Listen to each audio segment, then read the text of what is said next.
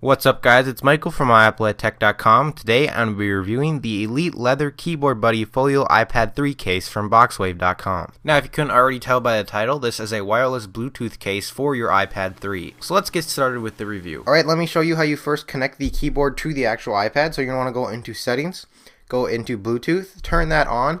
Once that is on, switch the Keyboard Buddy case switch to on. And then we should get a thing here popping up after we click the button here that will actually kind of like enable the Bluetooth on the keyboard itself. Bluetooth keyboard case will pop up. It's going to ask us to type in a code, so 9729, and we hit enter, and now we're paired up, and it's as easy as that. So let's go ahead and go into Twitter here, and we will send a tweet out, and I can show you guys how responsive this is and how easy it is to actually type on it. So go ahead and create a new tweet here, and I can say filming a review for a keyboard case for the iPad, period, exclamation point. You know, you can do whatever you want. Hit tweet. We can go up and make sure that it tweeted it out okay, and you can see right there it did tweet it out okay, only I spelled filming wrong. Oh well. Now the keyboard also offers some other functions. So let's say we were in the iTunes app store. We can hit this button right here, which will take us back to the home screen.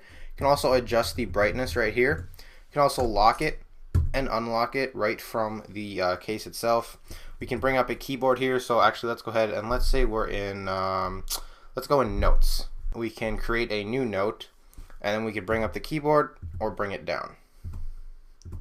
Next to the keyboard button, we also have a magnifier glass, which basically if we click that, it's going to go right to search, and we can search the iPad for anything we want. So Angry Birds, and yeah, just as simple as that. So if you're like in an application or you're somewhere on your home screen where you don't want to be and you want to get to the search real quick, just hit that button and you go right to the search. It also has a button to start the slideshow here. So you guys know that when the iPad is locked, there's a button to start a slideshow, and they also have it on the keyboard itself, which is always nice to add just another button. Now if you have multiple keyboards set up through your settings, you can click this button and you can switch between keyboards. I only have English set up, so that's the only option I have, as you can see right there. Now it also has some other buttons to control your actual music. So if we're in the actual music application, we can play, pause, play again, change songs.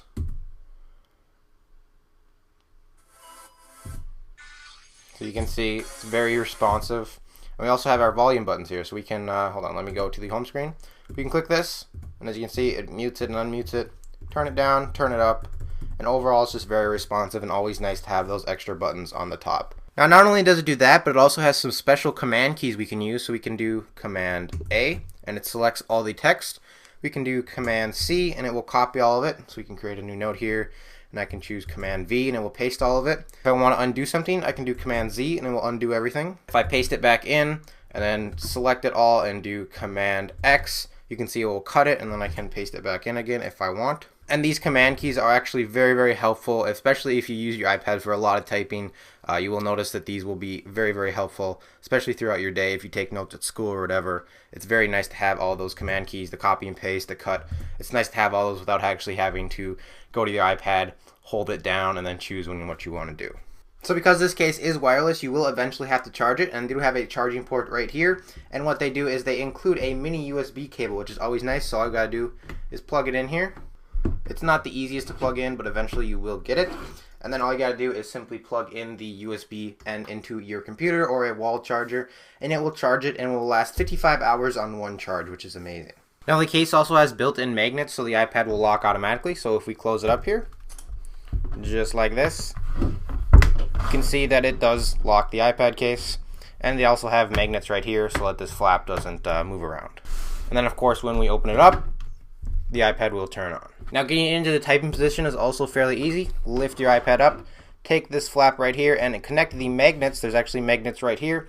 Connect them to the back of the case right here. So just like this, and boom, now the iPad is sturdy and ready to type. Now I did have two problems with this case that I would like to point out.